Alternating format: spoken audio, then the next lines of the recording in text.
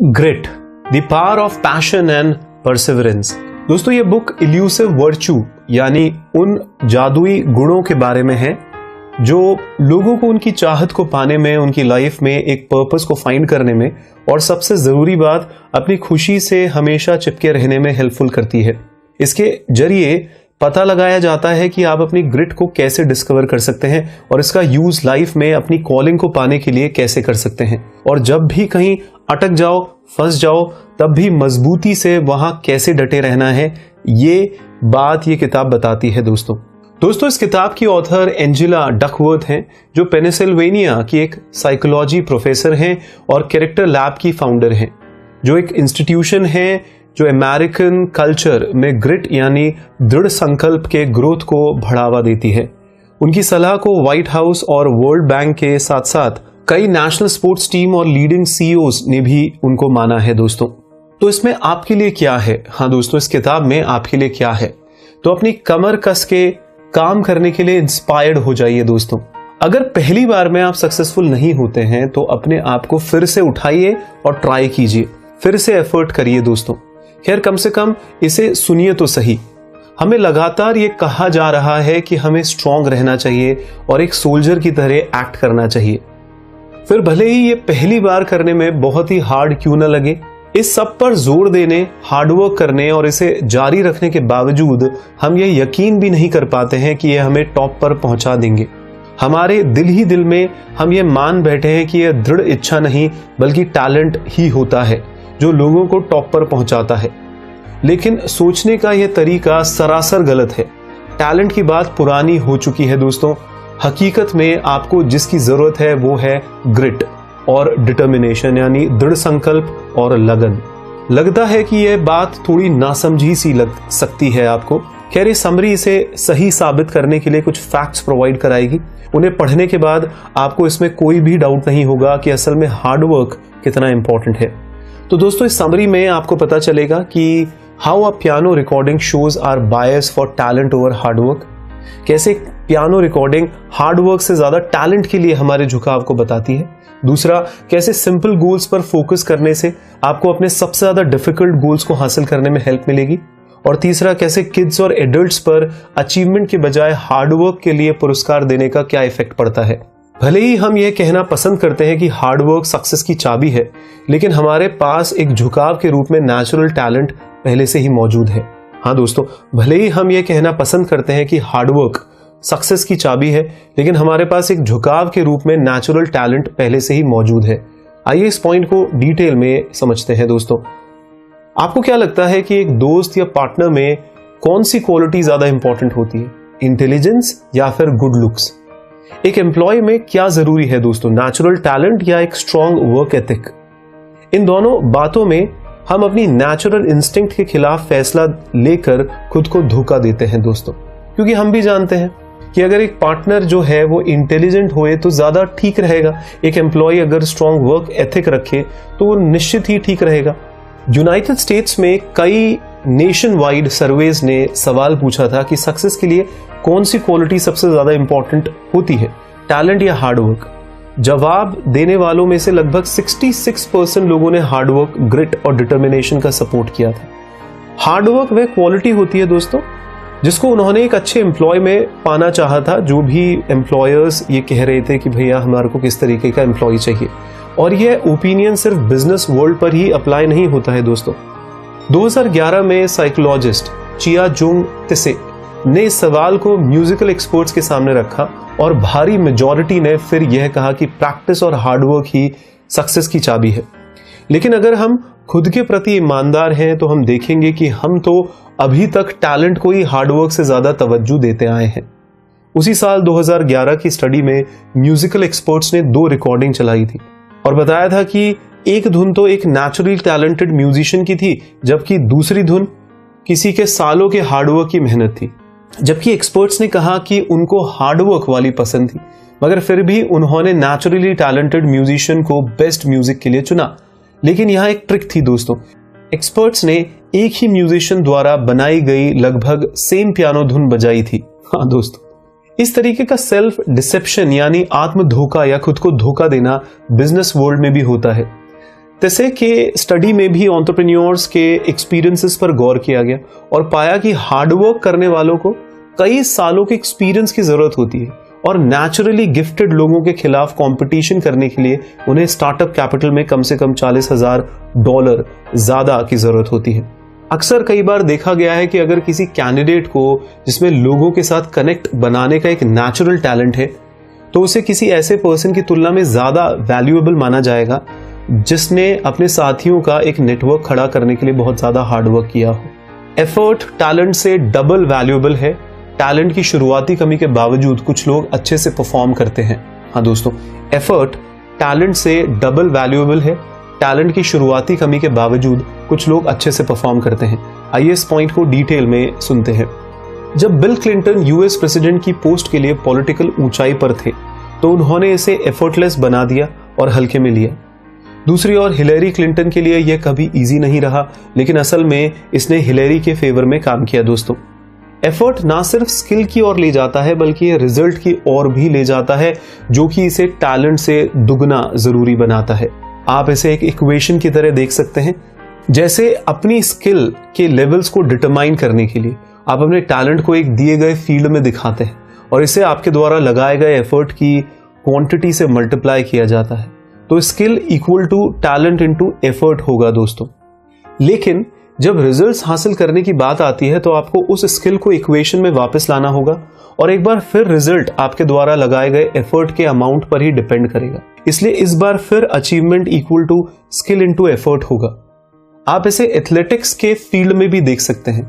यहां तक कि अगर आप नेचुरली टैलेंटेड हैं तो भी आपको अपनी स्किल को प्रैक्टिस और डेवलप करने के लिए एफर्ट तो लगाना ही होगा।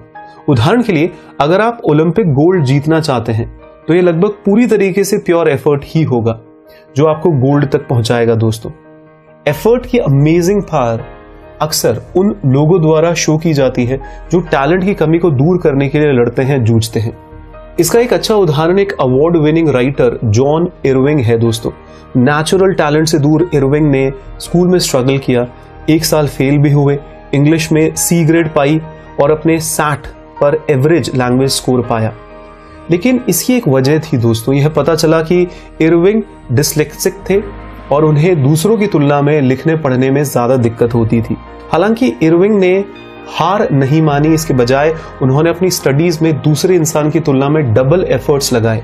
यह एक ऐसी हैबिट है दोस्तों जो उन्होंने उम्र भर बनाई रखी।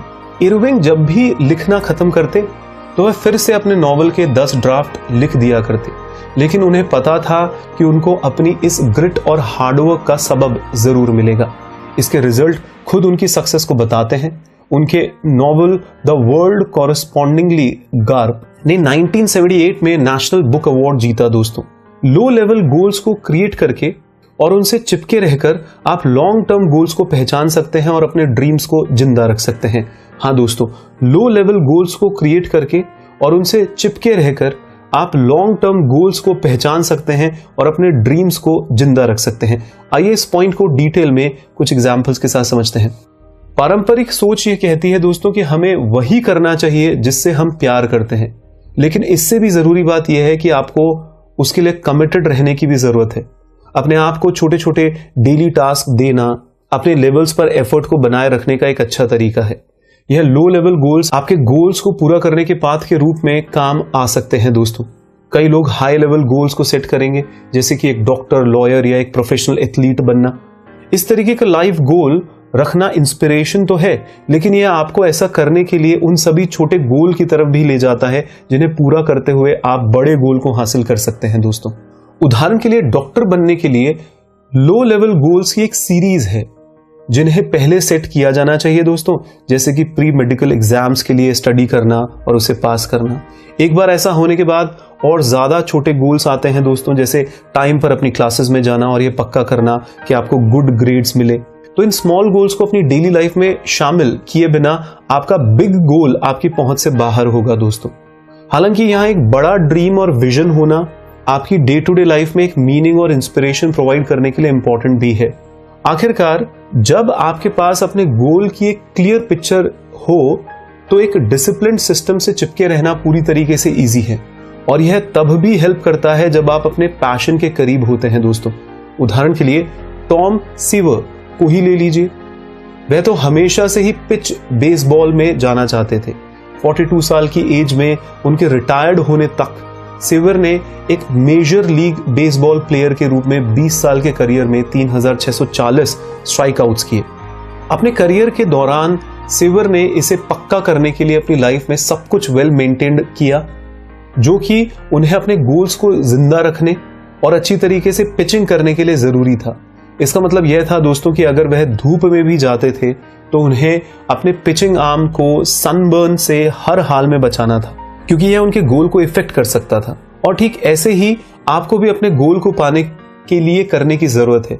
सीव की सक्सेस उनके एक सिंपल एम का रिजल्ट ही थी दोस्तों। ऐसे काम चुनना जरूरी है जो आपको इंटरेस्टिंग लगे, लेकिन अनरियलिस्टिक चीजों यानी बेवजह की चीजों को रास्ते में ना आने दे दोस्तों। हाँ, ऐसे काम चुनना जरूरी है जो आपको इंटरेस्टिंग लगे, लेकिन अनरियलिस्टिक चीजों यानी बेवजह की चीजों को रास्ते में ना आने दे दोस्तों।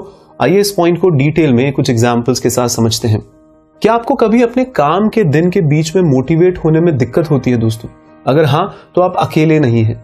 2014 के गैलप पोल में पता चला है कि 2/3 यूएस वर्कर्स अपनी जॉब से मोटिवेशन फील नहीं करते हैं। ज्यादातर लोगों को अपनी जॉब बोरिंग लगती है। असल में सिर्फ 13% वर्कर्स ने ही कहा है कि वे अपने काम से खुश होते हैं। ये स्टैटिस्टिक्स एक सिंपल फैक्ट को हाईलाइट करते हैं। इससे कोई फर्क नहीं पड़ता है कि आपके पास कितना ग्रिट है। अगर आप मोटिवेट रहना चाहते हैं तो आपको कुछ ऐसा करना जरूरी है जो आपको इंटरेस्टिंग लगे दोस्तों। 2003 में साइकोलॉजिस्ट मार्क एलन मॉरिस ने हजारों यूएस एम्प्लॉयज का इंटरव्यू लिया और इस नतीजे पर पहुंचे कि जब लोग अपने पर्सनल इंटरेस्ट के साथ काम करते हैं तो वे तब सबसे ज्यादा खुश होते हैं। इसका मतलब है कि क्रिएटिव माइंड वाले लोगों को कभी भी पूरी तरीके से एक एडमिनिस्ट्रेटिव डेस्क जॉब से जुड़ने में इंटरेस्ट नहीं होता है। उसी तरह जो लोग दूसरों की हेल्प करने और उनके लिए काम करने को एंजॉय करते हैं, वे ऐसे काम में सेटिस्फेक्शन पाने के लिए स्ट्रगल करेंगे जो उन्हें आइसोलेटेड यानी दुनियादारी से अलग थलग रखेगा, या वो स्टक हो जाएं सिर्फ खुद पे ही काम करते हुए। तब उनको बहुत ज्यादा अजीब लगेगा दोस्तों। तो इसे माइंड में रखते हुए आपके लिए जो अवेलेबल जॉब है उनके बारे में एक क्लियर पिक्चर रखना भी इंपॉर्टेंट है दोस्तों। साइकोलॉजिस्ट बेरी स्वास पेनिसिल्वेनिया के स्वर्थमोर कॉलेज में 45 सालों से स्टूडेंट्स की काउंसलिंग कर रहे हैं और उन्होंने देखा कि आज की जनरेशन स्पेशली अनरियलिस्टिक और मीनिंगलेस बातों से इंस्पायर्ड होती है, जिसमें झूठ के सिवाय और कुछ नहीं होता है। मैं फिर से दोहराऊंगा दोस्तों, 45 सालों से स्टूडेंट की काउंसलिंग करने के बाद उन्होंने यह निष्कर्ष निकाला कि आज की जनरेशन स्पेशली अनरियलिस्टिक और मीनिंगलेस बातों से इंस्पायर्ड होती है, जिसमें झूठ के सिवाय और कुछ नहीं होता है। तो स्वाट्स ने नोटिस किया कि इस इम्प्रैक्टिकल अप्रोच यानी बेवजह के शौक ने नई जनरेशन की प्रोफेशनल और रोमांटिक लाइफ दोनों को छीन लिया है। जब एक इंसान जॉब की यानी एक नौकरी की या प्यार की, लव की बात आती है, तो उन्होंने पाया कि आज के यंग एडल्ट्स को यह गलतफहमी है कि इस झूठी दुनिया में उनके लिए एक यूनिक और परफेक्ट मैच उनका वेट कर रहा है और इस दुनिया के अलावा बाकी सब उनको वक्त की बर्बादी ही लगता है। आज की जनरेशन को पता होना चाहिए कि असल में इस झूठी दुनिया के बाहर कई जॉब्स और पार्टनर्स हैं जो उनके लिए एक सक्सेसफुल रिलेशनशिप या करियर का आधार हो सकते हैं, पर वो सिर्फ एक परफेक्ट जॉब की उम्मीद रखते हैं। वो सोचते हैं कि उनकी तरीके से वो वहां पहुंच जाएंगे या उनको एक सोलमेट मिल जाएगा। ये सोचने की बात है दोस्तों। क्या ऐसा हमारे साथ भी घटित हुआ है? क्या उसके चलते हमने बहुत सारा समय अपनी जिंदगी में बिताया है, बर्बाद किया है यानी? और दोस्तों ये बात ध्यान रखिए कि अगर आपने वो नॉर्मल करियर या पार्टनर पा लिया है तो आपको अपने पर्सनल और प्रोफेशनल गोल्स तक सक्सेसफुली पहुंचने के लिए बस उस नॉर्मल करियर और पार्टनर से चिपके रहना है और इसकी इंपॉर्टेंस को भूलना नहीं है दोस्तों। क्या पता वही पार्टनर आपका सोलमेट बन जाए, क्या पता वही जॉब आपका एक ड्रीम जॉब बन जाए दोस्तों। आप कैसे प्रैक्टिस करते हैं इस पर नजर रखें और ऑटो पायलट मोड पर रहने से बचें। हाँ दोस्तों, आप कैसे प्रैक्टिस करते हैं इस पर नजर रखें और ऑटो पायलट मोड पर रहने से बचें। आइए इस पॉइंट को डिटेल में कुछ एग्जांपल्स के साथ समझते हैं। अगर आपने एग्जाम्स की स्टडी में बहुत टाइम बिताया है तो इसके चांसेस हैं कि आप जानते होंगे कि बेकार की इंफॉर्मेशन को कॉपी करने और फिर बिना मतलब के पूरा दिन बिताना कितना इजी होता है। फैक्ट यह है दोस्तों कि अगर आप चतुराई से प्रैक्टिस नहीं करते हैं तो आपकी हार्ड प्रैक्टिस वेस्ट भी हो सकती है। जो लोग प्रैक्टिस करते हैं उन्हें हमेशा नई स्किल में मास्टर होने में ज़्यादा सक्सेस मिलती है, बजाय उन लोगों की जो कोई भी एफर्ट नहीं लगाते हैं। जैसे कि कॉग्निटिव साइकोलॉजिस्ट एंडर्स एरिक्सन ने पता लगाया है कि इस सक्सेस की चाबी इंटेलिजेंट प्रैक्टिस है। एथलेटिक्स पर विचार करते हैं दोस्तों, सक्सेसफुल रनर्स अनक्लियर गोल्स को माइंड में रखते हुए प्रैक्टिस नहीं करते हैं। वह तो एग्जैक्ट कैलकुलेशन करते हैं और उनकी रनिंग की हर डिटेल पर कड़ी नज़र रखते हैं, जिसमें उनकी बॉडी कैसे रिएक्ट कर रही है और वो कितनी डिस्टेंस कवर कर रहे हैं, इन सब पर नज़र रखना भी शामिल होता है दोस्तों। उनके गोल्स भी एकदम परफेक्ट होते हैं। वह पिछली बार की तुलना में 100 मीटर आगे चलने का एफर्ट लगाते हैं, जैसे कि महीने के एंड तक एक स्पेसिफिक स्पीड तक पहुंचने या प्रैक्टिस के दौरान अपने शोल्डर्स में टेंशन कम करने के बारे में। यानी छोटे छोटे गोल्स बनाते हैं और अपने लॉन्ग टर्म गोल्स के अकॉर्डिंग अपने गोल्स को कनेक्ट करते हैं, छोटे छोटे गोल्स को। तो सोच समझ कर प्रैक्टिस करने के बेनिफिट्स 3 गुना होते हैं दोस्तों। जैसे कि यह आपको ऑटो पायलट मोड से दूर कर देगा, आप रिपीटिशन से बचेंगे और ग्रेट रिजल्ट्स हासिल कर पाएंगे। डॉक्टर्स भी बहुत ही खास और हाई ट्रेनिंग से फायदा उठाते हैं। इस नॉलेज को माइंड में रखते हुए एरिक्सन ने कार्डियक अरेस्ट जैसी खास इमरजेंसी सिचुएशन से निपटने के लिए डॉक्टर्स को ट्रेंड करने में हेल्प करने के लिए एक प्रोग्राम डेवलप किया था। किसी तरीके के ट्रीटमेंट मेथड के बाद अगर वह गलती कर रहे होते हैं तो यह प्रोग्राम डॉक्टर्स को फीडबैक देता है और कुछ खास मेथड को सजेस्ट करता है। प्रोग्राम के साथ एक ट्रेनिंग सेशन के दौरान एक फिजिशियन ऑटो पायलट पर चला गया। वह फीडबैक से नहीं सीख रहा था और उसने बार बार एक ही मिस्टेक को रिपीट किया। हालांकि पूरी लगन से काम करते रहने के बावजूद वह बिना किसी प्रोग्रेस के बस रिपीट ही किए जा रहा था अपनी गलती दोस्तों। यह तब तक जारी रहा जब तक कि उस डॉक्टर को वहां से साइड नहीं कर दिया गया और उससे एक मूवमेंट लेने के लिए कहा गया कि भैया थोड़ा सा रुको, वह जरा सोचे और समझे कि वह क्या कर रहा था, ताकि वह सही तरीके से चीजों को करे और अच्छा रिजल्ट पाए। यह करना इजी हो सकता है दोस्तों कि आप अपना सर झुकाए हुए काम पर लगे रहें और ऑटो पायलट मोड पर रहते हुए यह मानते हुए चले कि आपको कैसे ना कैसे करके यह प्रैक्टिस टाइम खत्म करना है और पुरस्कार लेना है। लेकिन ऐसा तब तक पॉसिबल नहीं होता जब तक आप रुकते नहीं हैं और सही से यह सोचते समझते नहीं है कि आपको इसमें और इंप्रूव करने और स्मार्ट प्रैक्टिस करने की जरूरत है। अपने काम में पर्पस यानी उद्देश्य को फाइंड करना अपने आप में एक ग्रेट मोटिवेटर होता है दोस्तों, लेकिन अपनी ट्रू कॉलिंग को फाइंड करने में वक्त लग सकता है। मैं फिर से कहूंगा, अपने काम में पर्पस यानी उद्देश्य को फाइंड करना अपने आप में एक ग्रेट मोटिवेटर होता है, लेकिन अपनी ट्रू कॉलिंग को फाइंड करने में वक्त लग सकता है दोस्तों। आइए इस पॉइंट को डिटेल में समझते हैं। तो इस फैक्ट से कोई भी अनजान नहीं है कि कभी कभी हमें उन चीजों को भी करना पड़ता है जिन्हें हम लाइक नहीं करते हैं, और चांसेस हैं कि हम सभी उन टास्क में ढिलाई बरतते हैं और पोस्टपोन कर रहे हैं, जो हमें एक मुसीबत की तरह लगता है। प्रोक्रास्टिनेशन यानी काम में ढिलाई से बचने का सबसे अच्छा तरीका है कि आप अपने काम में पर्पस को पाकर मोटिवेट होते रहें। अगर आप कुछ ऐसा कर रहे हैं जिससे आप प्यार करते हैं तो उसके लिए इंस्पिरेशन को फाइंड करना इजी हो सकता है, लेकिन ये फील करना कि आपका काम दूसरों की भलाई में किस तरीके से कंट्रीब्यूट करता है, यह आपको मोटिवेट करने वाला हो ही सकता है दोस्तों। 2015 के रिसर्च में कहा गया है कि जो लोग दूसरों की हेल्प करने के काम को एक कॉलिंग के रूप में देखते हैं तो वे अक्सर सबसे बढ़िया होते हैं। और ऐसा भी जरूरी है दोस्तों कि आपको लोगों के लिए मददगार ही होना होगा। एक दूसरी स्टडी ने जू कीपर का सर्वे किया और पाया कि उनमें से कई अपनी गुड एजुकेशन के बावजूद अपने उस काम की अमूमन कम सैलरी से ही बहुत खुश थे। ये जू कीपर्स एक कॉलिंग के रूप में अपने काम को डिफाइन करते हैं और इसके रिजल्ट में उनकी जॉब उन्हें लाइफ में एक बड़े पर्पस का एहसास कराती है और ये यकीन भी दिलाती है कि वे दुनिया को एक बेटर प्लेस बनाने में अपना योगदान दे रहे हैं। इसका मतलब यह भी है दोस्तों कि वे ज्यादा टाइम तक काम करने के लिए तैयार हैं और लाचार जानवरों के लिए काम पर रहते हैं। अगर आपको अभी तक अपनी ट्रू कॉलिंग नहीं मिली है तो फिक्र ना करें, आप कुछ और करते हुए इसे पा भी सकते हैं दोस्तों। प्रोफेसर माइकल बेम ने बड़ी मुश्किल से मेडिकल स्कूल में पढ़ने और एक इंटर्नशिप के बाद पेनिसिल्वेनिया यूनिवर्सिटी में इंटरनल मेडिसिन पढ़ाया दोस्तों। वह जानते हैं कि मेडिसिन उनकी ट्रू कॉलिंग नहीं है, लेकिन वह लोगों की हेल्प करना ज्यादा पसंद करते थे।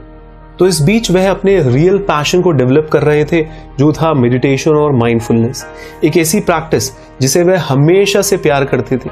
जब वह एक यंग बॉय थे और आसमान को देखा करते थे और यूनिवर्स के साथ अपने डीप कनेक्शन को फील किया करते थे। इस बीच बेम फिलाडेल्फिया हॉस्पिटल में इंटरनल मेडिसिन के डायरेक्टर बन गए और 1992 में उन्होंने मेंटल रूप से कमजोर पेशेंट्स के लिए एक मेडिटेशन क्लास की स्थापना की। दोस्तों, अपनी मेडिकल प्रैक्टिस से चिपके रहकर वे अपनी ट्रू कॉलिंग के लिए जगह बनाने में कैपेबल हुए। अब मेडिटेशन प्रोग्राम उनका मेन ऑक्यूपेशन है। दोस्तों, टीचर्स और पेरेंट्स नेचुरल टैलेंट से ज्यादा हार्डवर्क की सराहना करके बच्चों की फ्यूचर सक्सेस को पक्का करने में हेल्प कर सकते हैं। हाँ दोस्तों, टीचर्स और पेरेंट्स नेचुरल टैलेंट से ज्यादा हार्डवर्क की सराहना करके बच्चों की फ्यूचर सक्सेस को पक्का करने में हेल्प कर सकते हैं। आइए इस पॉइंट को डिटेल में सुनते हैं। दोस्तों, अनफॉर्चुनेटली बच्चे सभी तरीके की बैड एडवाइस के प्रभाव में आ जाते हैं, खासकर जब उन्हें यह बताया जाता है कि वे कभी भी स्मार्ट नहीं बन पाएंगे और यह हार्ड वर्क करना टाइम को बर्बाद करना है। इससे लोगों को अपनी पूरी काबिलियत का अंदाजा नहीं हो सकता है, इसलिए इसे सिर्फ एक इनामी टैलेंट के रूप में अपनाने की बजाय अपने हार्डवर्क को पहचानने और इसे इनकरेज करने में इस्तेमाल करना होगा। दोस्तों, किसी भी उम्मीद को कुचलने के बजाय बच्चों को याद दिलाएं कि हार्डवर्क के जरिए से स्किल यानी हुनर को हासिल किया जा सकता है और ये जो ग्रिट होता है, डिटर्मिनेशन होता है, यह इस पुरस्कार को आपकी जिंदगी में लेके आते हैं दोस्तों, कि आप हुनरमंद बन जाते हैं। अनफॉर्चुनेटली स्कूल्स बच्चों को हार्डवर्क के बजाय टैलेंट के लिए रेगुलर सराहना करते हैं, जिसे कुछ अमेरिकन टीचर्स माइक फिनबर्ग और डेव लिवीन ने बदलने का फैसला किया है। दोस्तों, 1994 में उन्होंने नॉलेज पावर नाम का एक प्रोग्राम शुरू किया, इस रूल के साथ कि बच्चों को नेचुरल टैलेंट की बजाय एफर्ट और लर्निंग के लिए सराहाया जाए। इसलिए एक बच्चे को यह बताने के बजाय कि आप एक नेचुरल टैलेंटेड इंसान हैं, मुझे यह बात पसंद है, टीचर्स को यह कहना चाहिए कि भैया आप एक लर्नर हैं और यही बात आपको बहुत पसंद है, रादर देन हम सिर्फ उनका फोकस करवाएं कि भैया आपका नेचुरल टैलेंट क्या है, बस उस नेचुरल टैलेंट को फॉलो करिए। इसके रिजल्ट्स बहुत अच्छे थे। प्रोग्राम में एनरोल्ड हुए बच्चों के ग्रेड्स नेशनल एवरेज से काफी अच्छे आए थे। दोस्तों, यह प्रोग्राम दिखाता है कि एडल्ट्स और टीचर्स के लिए एक रोल मॉडल के रूप में काम करना कितना इंपॉर्टेंट है। बच्चे बड़ों के एग्जाम्पल से ही सीखते हैं कि चेंज और इंप्रूवमेंट पॉसिबल है। साइकोलॉजिस्ट डियोन पार्क ने फर्स्ट और सेकंड क्लास के बच्चों के बारे में जानने की कोशिश की कि वह अपने टीचर्स से क्या सीख रहे थे। तो यह पता चला दोस्तों कि जिन टीचर्स ने बच्चों के ग्रेड्स के अनुसार स्टूडेंट्स की रैंकिंग पर जोर दिया था, वह बच्चों के लिए एक बैड एग्जाम्पल सेट कर रहे थे। यह बच्चे यह सोचकर निराश हो जाते थे कि उनकी इंटेलिजेंस का लेवल पहले से ही तय किया हुआ था और फिर ये बच्चे उन सेफ टास्क को प्रायोरिटी देने लगे जिनमें चैलेंजेस नहीं थे।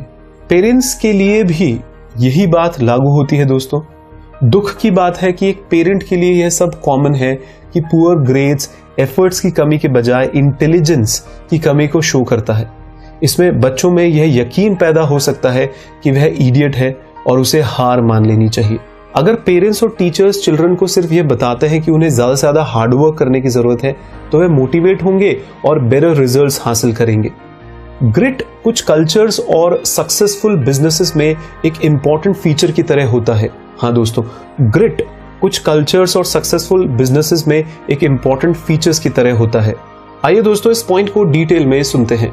एक खराब शुरुआत से उभरकर और मैच को जीतने के लिए एक एथलीट ग्रिट और डिटर्मिनेशन कैसे दिखाता है, हम इस बात से अनजान नहीं हैं दोस्तों, लेकिन यह काम ही देखा जाता है कि इस माइंडसेट को नेशनल स्केल पर कितना प्रमोट किया जाता है। फिनलैंड एक ऐसी जगह है जहां एग्जैक्टली इन कल्चरल वैल्यूज को बड़े जोर शोर से प्रमोट किया जाता है। दोस्तों, शायद अपने लंबे कोल्ड विंटर्स और कभी जानी दुश्मन रहे अपने रशियन पड़ोसियों के खिलाफ खुद को बचाने की हिस्ट्री के कारण फिनलैंड ग्रिट यानी कि दृढ़ निश्चय का एक बड़ा सपोर्टर है। फिनिश लैंग्वेज में ग्रिट के लिए अपना ही एक वर्ड है सिसु, जो सॉलिडिटी की एक क्वालिटी को बताता है जो फिनिश कल्चर का अहम हिस्सा बन चुका है। फिनिश साइकोलॉजिस्ट एमिलिया लेहती सिसु को बहुत ही सीरियसली लेती हैं और उन्होंने रिसर्च की है कि फिन्स भाषा में इसके क्या मायने हैं। 1000 फिनिश लोगों के सर्वे के बाद उन्होंने पाया कि 83% लोगों ने सोचा कि सिसु एक स्पेशलिटी है जिसे सीखा जा सकता है और यह इनबॉर्न क्वालिटी नहीं होती है। और जैसा कि ग्रिट यानी दृढ़ता को सीखा जा सकता है, यह एक कंपनी में एक क्वालिटी के रूप में भी हो सकता है। दोस्तों, इसी ग्रिट के चलते जेपी मॉर्गन चेस के सीईओ जेमी डिमॉन ने 2008 के फाइनेंशियल क्राइसिस के दौरान भी उन्हें $5 बिलियन प्रॉफिट कमाने की कैन डू स्पिरिट के लिए मोटिवेट किया, जहां बाकी बैंक्स दिवालिया हो गए थे। डिमॉन ने पहले ही ग्रिट के बारे में सीख लिया था जब उनके हाई स्कूल कैलकुलस टीचर को हार्ट अटैक आया था, तो स्कूल को उनके बदले एक अच्छे टीचर को फाइंड करने में परेशानी हुई। इससे आधे स्टूडेंट क्लास से बाहर रहने लगे। हालांकि डिमॉन दूसरे आधे बचे हुए स्टूडेंट्स का हिस्सा थे जो खुद को स्ट्रांग बनाए रहते हुए कैलकुलस सीख रहे थे। तो ये डिटर्मिनेशन यानी दृढ़ संकल्प की भावना ही थी कि डिमॉन ने अपने एम्प्लॉयज को देश भर की टाउन हॉल मीटिंग्स में जाकर सिखाया। वह उन्हें मोटिवेशन, पर्पस को पहचानने और खास तौर से डिफाइंड गोल्स की नॉलेज देकर खराब कंडीशंस का सामना करने और सक्सेसफुल होने के लिए इंस्पायर करते हैं, जो उनकी हेल्प तो नहीं कर सकता है लेकिन उन्हें सक्सेस की ओर ले जरूर जाता है। तो दोस्तों, इस किताब के अंत में कुछ मेन पॉइंट्स आपके सामने रिपीट करता हूं। पहला, पारंपरिक सोच ये कहती है कि हमें वही करना चाहिए जिससे हम प्यार करते हैं, लेकिन इससे भी जरूरी बात यह होती है कि आपको उसके लिए कमिटेड रहने की जरूरत होती है। प्यार करते हैं वो अच्छी बात है, पर आप कमिटेड तो रहिए उस काम के अंदर। अपने आप को छोटे छोटे डेली टास्क देने और अपने लेवल्स पर एफर्ट्स को बनाए रखने का एक अच्छा तरीका यही है दोस्तों। ये लो लेवल गोल्स आपके लॉन्ग टर्म गोल को पूरा करने के पाथ के रूप में बहुत काम आता है। छोटे छोटे गोल बनाइए, उसको लॉन्ग टर्म के साथ कनेक्ट करिए। दूसरा पॉइंट, क्रिएटिव माइंड वाले लोगों को कभी भी पूरी तरीके से एक एडमिनिस्ट्रेटिव डेस्क जॉब से जुड़ने में इंटरेस्ट नहीं होता है। उसी तरीके से जो लोग दूसरों की हेल्प करने और उनके लिए काम करने को एंजॉय करते हैं, वह ऐसा करने में सैटिस्फैक्शन पाने के लिए स्ट्रगल करते हैं। उन्हें आइसोलेटेड यानी दुनियादारी से अलग थलग रखें और सिर्फ अपने लिए काम करने से रोकें दोस्तों। तीसरा पॉइंट, हमें एक एथलीट से बड़े गोल को सेट करने की सीख लेनी चाहिए।